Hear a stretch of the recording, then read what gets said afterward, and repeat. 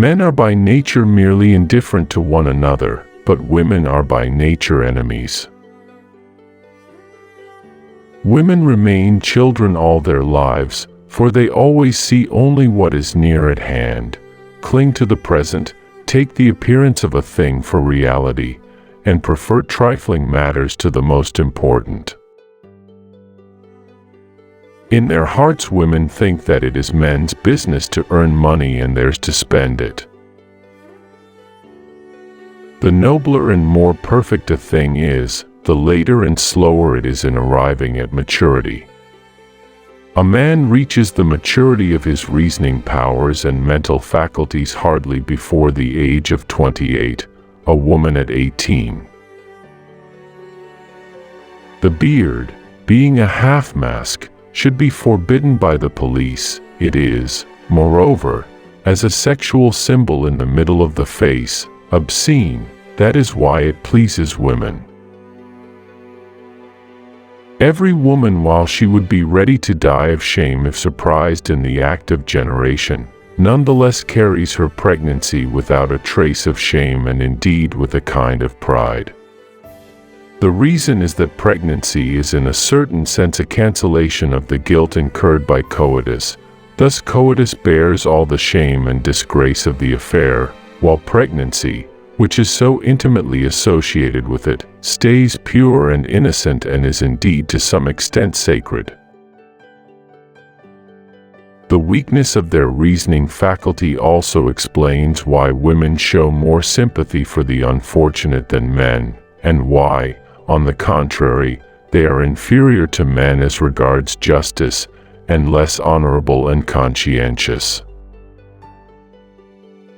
You need only look at the way in which she is formed, to see that woman is not meant to undergo great labor, whether of the mind or of the body.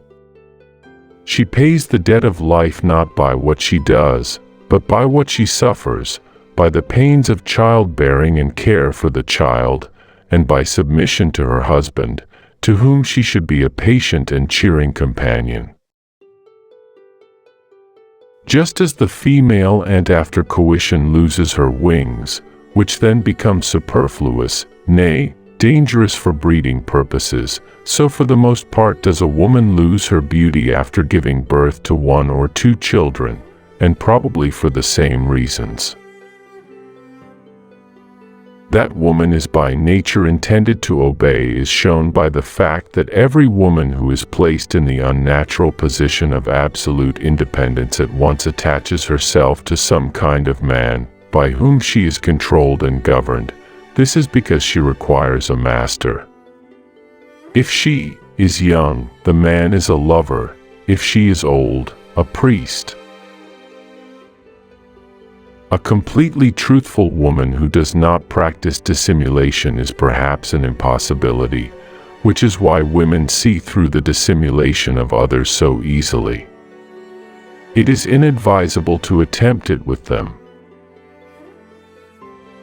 For as lions are furnished with claws and teeth, elephants with tusks, boars with fangs, bulls with horns, and the cuttlefish with its dark, inky fluid, so nature has provided woman for her protection and defense with the faculty of dissimulation, and all the power which nature has given to man in the form of bodily strength and reason has been conferred on woman in this form.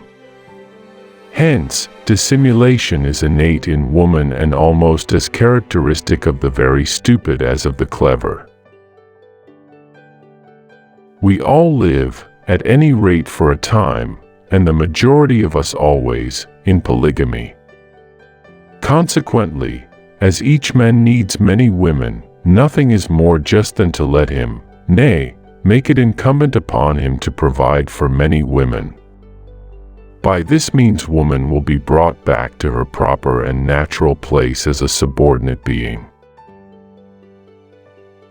Women in their hearts think that men are intended to earn money so that they may spend it, if possible during their husband's lifetime, but at any rate after his death. In a court of justice, women are more often found guilty of perjury than men.